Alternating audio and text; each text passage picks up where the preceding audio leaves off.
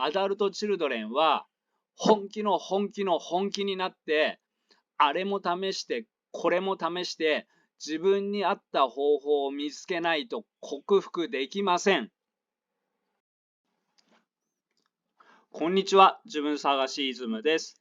私はアダルトチルドレンについての電子書籍作家で、現在のところ5冊中2冊でベストセラー1位を獲得しました。興味のある方はそちらも読んでみてください。今日はアダルトチルドレンはやってみればできることもどうせ無理と感じてしまうという話をします。アダルトチルドレンの克服はどうせ無理と思っていたら克服できません。この動画はどうせ無理を改善してアダルトチルドレンを克服していくための大事な話ですので、最後まで見ていってください。このチャンネルはアダルトチルドレンの直し方や改善方法などを配信しているアダルトチルドレン専門チャンネルです。興味のある方はチャンネル登録をお願いいたします。人生は選択の連続です。部活をやる、やらない。バイトをやる、やらない。あの人と友達になる、ならない。本を読む、読まない。一人暮らしをする、しない。どうせ無理だから何もしない。できることをする。その他いっぱい選択をしています。その結果が今の状態です。同じ人でも違った選択をしていれば今とは違った人生になっています。つまり何が言いたいかというと、多くのアダルトチルドレンは克服したいとは言うけど、心の底でどうせ無理と諦めている人が多いです。そこで待っているだけで克服するためにはどうすればいいかと自分で考えません。その結果が今の状態です。では、どうしてやる前からどうせ無理と思っているのかということですが、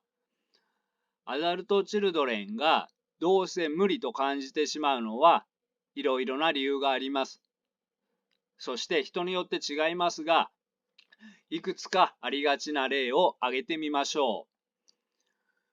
一つは学習性無力感です。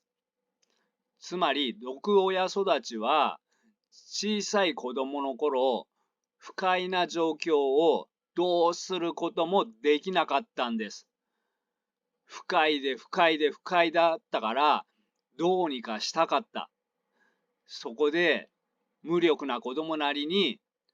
親の気を引いてみたり、悪い子になってみたり、いい子になってみたり、あれをしてみたりいろいろしましたが、どうあがいても無理だった。それでもどうにかしようと、もう一度あれもこれもやってみました。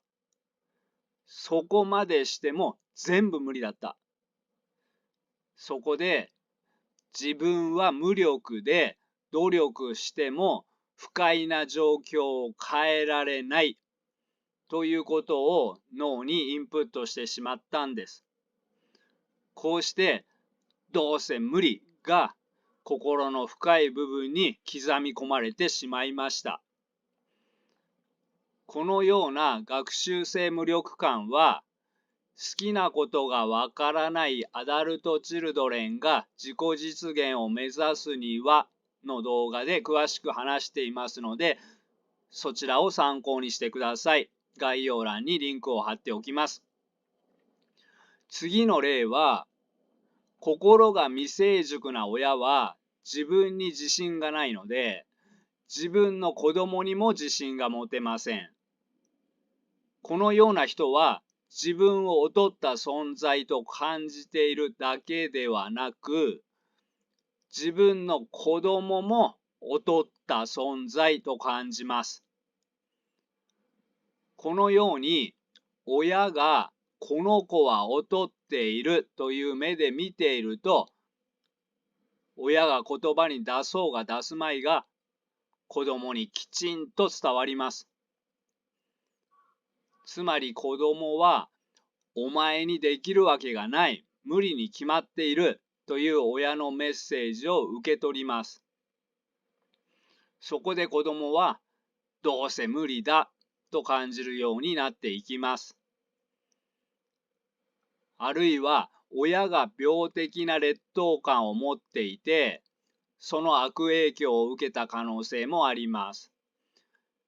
病的な劣等感がある人が低すぎる自己評価を帳消しにするためには、高すぎる成功が必要です。そこで劣等感が病的に強い人は、目標が非現実的に高くなります。これを子供にもします。つまり、子供にも非現実的なほど高すぎる期待をかけます。その期待に応えられない子供は、なんでそんなこともできないんだと責められます。こうなると子供も病的な劣等感を持ち、自分にはどうせ無理と思い込むかもしれません。このようにしてできたどうせ無理という感じ方ですが、アダルトチルドレンは頼りにできる人や信頼できる人や仲間がいない人が多いので、余計に強固になってしまうのです。相談できたり、助けを求められたり、協力を求められれば、問題を解決できる可能性は大幅に上がります。でも、誰にも頼れないのであれば、どうせ無理という思い込みが強くなるのが自然です。そこでアダルトチルドレンは、アダルトチルドレンからの克服もどうせ無理と感じてしまいやすいです。アダルトチルドレンの克服はどうせ無理と思っていると本当に無理になってしまいます。人間の脳は克服してやるという強い気持ちがあるから、そのためのアイデアが浮かんでくるんです。どうせ無理と思っている人は何をするべきかが見えてきません。だから自分ではあれもこれもやってみた結果無理だったと思っている人が多いのですが、大抵このような人はあれもこれもやっていないのです。つまりどうせ無理という根っこの思い込みを通しているので、無意識で他にできること、やるべきことを見て見ぬふりをしています。また、他にできることはないかと探そうという意欲も出ないんです。つまり、アダルトチルドレンの克服は、強いモチベーションがあって初めてなされます。どこかで諦めていたり、克服できると信じていなかったり、変わろうという意欲が本気の本気の本気になっていなければ変われません。なので、ひどい毒親に虐待などをされていた人と、ちょっと未熟な親に育てられた人、どっちが先に回復するかは分かりません。結果は本気の本気の本気になって、これから前へ進んでいくかいかないかで変わります。進んでいくのであれば、今ゴールに近いか遠いかは関係ありません。そんなの一時的なことです。この自分は嫌だけど、まだそこまで傷ついていないので、本気の本気の本気の死ぬほど嫌まで言っていない人は、ぐずぐずする可能性があります。自己蔑視などの認知の歪みがある人や、憎しみを抑圧している人がぐずぐずするということは、悪化していくということです。また、アダルトチルドレンは、自分という人間自体が悪いと思っている人が多いです。自分そのものが悪いと思っているのです。自分はダメ人間だから努力しても無駄という感じ方です。本当に自分そのものが芯から腐っているのであれば、努力しても無理かもしれません。でも、この動画の最初の部分で話したように、毒親にこうされて育てばこうなります。アダルトチルドレンは、機能不全家族の影響を受けた人たちです。アダルトチルドレンは、毒親や心が未成熟な親の影響を受けているだけです。これはただの症状で出口はあります。もう一度言います。これはただの症状で出口はあります。こういう人もいます。10年前にアダルトチルドレンだと気づきました。でもまだ治っていません。10年治らなかったのだからもう治るとは思えません。言いたいことはわかるのですが、アダルトチルドレンだと気づいたときは、アダルトチルドレンだと気づいただけで、まだ他のことは何も気づいていなかったはずです。例えば、親への憎しみを抑圧していることに気がついていなかったかもしれません。あるいは自分が甘えていること、自分が自己中心的なこと、自分が子供のようにわがままなことに気がついていなかったかもしれません。あるいは自分は機能不全家族の影響を受けただけなのに、その自分を自分という人間自体が悪いと思っていたかもしれません。また、どうせ無理と思っていたかもしれません。他にもいっぱい気づいていなかったことはあるはずです。今はそれに気づいているのであれば、気づく前の10年間と気づいてからの10年間は全く別物です。これからの10年間を過去の10年間とどうせ同じだろうと思うのは馬鹿げています。人は一日一日成長しているのだから、過去の自分の能力と今の自分の能力は違います。過去は参考になりません。ではどうすればいいかということですが、どうせ無理という思い込みがあるのは、心の底に自分は劣っていて無力だという間違った信念があるということです。この信念のせいで自分には何もできないと感じ、モチベーションや行動力が削られています。まず何でもかんでもどうせ無理と思ってしまっていることに気づかないことには始まりません。それに気づいたら本当にどうせ無理なのか、またなぜ無理だと思うのか考えてみましょう。例えば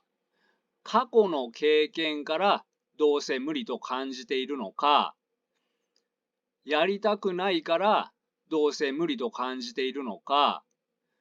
自信がないからどうせ無理と感じているのか、自分を探ってみましょう。過去の経験で学習性無力感ができてどうせ無理と感じている人は、過去の自分と今の自分は違うということをはっきり認識しましょう。また、学習性無力感は、好きなことがわからないアダルトチルドレンが自己実現を目指すにはの動画も参考にしてください。モチベーションが足りない人は、まだ死ぬほど辛いというところまで行っていないのかもしれません。どんどん辛くなっていく前に、克服したら何ができるのか。どんないいことがあるのか、何が楽しくなるのか、どうなりたいのかなどをノートに書いて何度も見返しましょう。自信が足りない人はワンランク上がりましょう。一気に100点を目指すのではなく、まずは20点を目指しましょう。20点になったら30点を目指せばいいのです。アダルトチルドレンが自己肯定感を上げるには、目標を小さくして小さな成功体験を積み重ねることが大切です。そして20になったら20まで前進したということを必ず意図的に意識してください。形の上では20を目標にしていても実際には100を目指していると20になっても意識できないことがあります。20をスルーしないで20になったら必ずその自分を褒めてください。進歩している自分に気づくことが大切です。また、良い人間関係を作ることも大切です。憎しみを抑圧している人ではなく、協力的な人のそばに行くことだけでも自信を持ちやすくなります。では、ポイントを振り返りながらまとめます。アダルトチルドレンは、やってみればできるかもしれないことでも、どうせ無理と感じてしまう脳を持っている人が多いです。どうせ無理は、自分は無力で劣った存在なので、状況を変える力がないという感じ方が根っこにあります。これは毒親環境で身につけた感じ方です。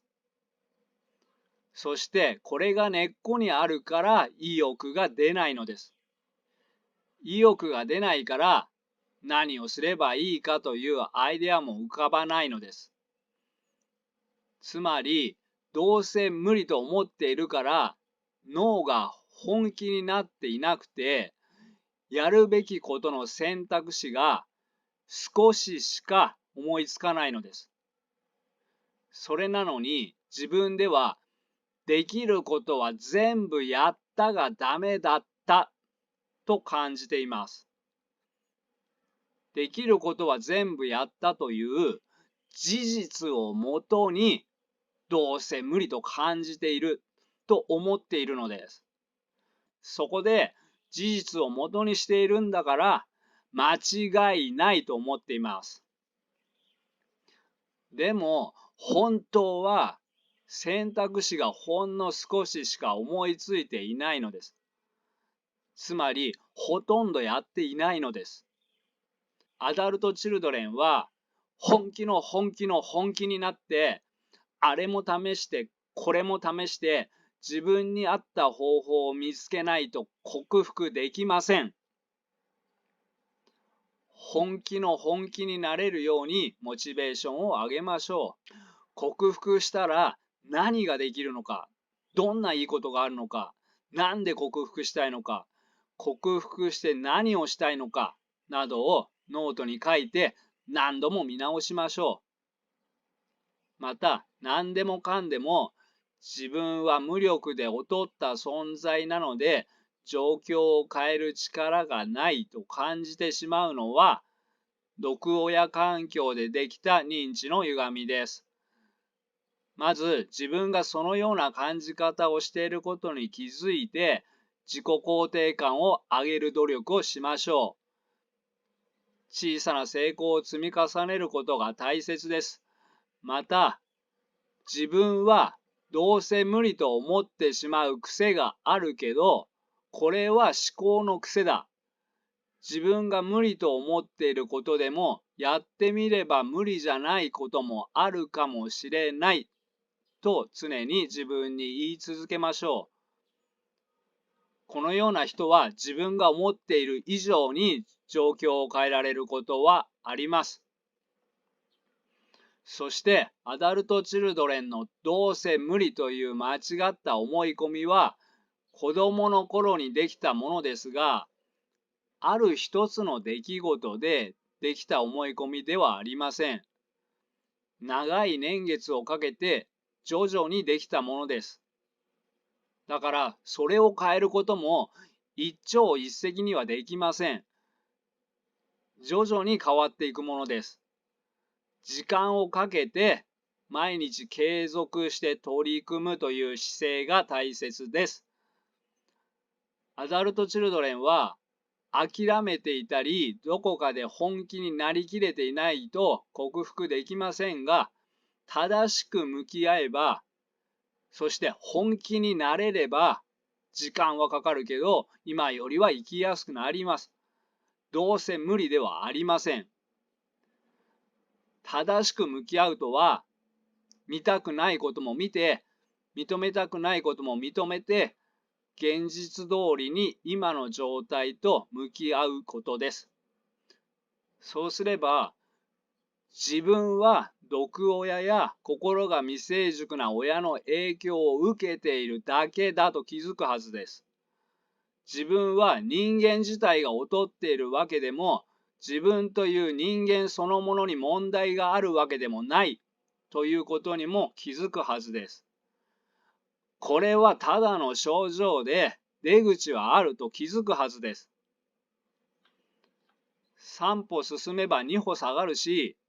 3歩しか進んでいないのに5歩下がることもあります。でも諦めずに進んでいけば5歩下がっても10歩進む時もあります。本気の本気の本気で克服すると決めれば、前進も後退も繰り返しながら最終的には今よりは確実に生きやすくなります。そのためのチャンネルを目指しています。私も本気で動画を作っています。よかったらチャンネル登録をお願いいたします。はい、今日はここまでにします。では仲間の皆さん、高評価、チャンネル登録をお願いいたします。バイバイ。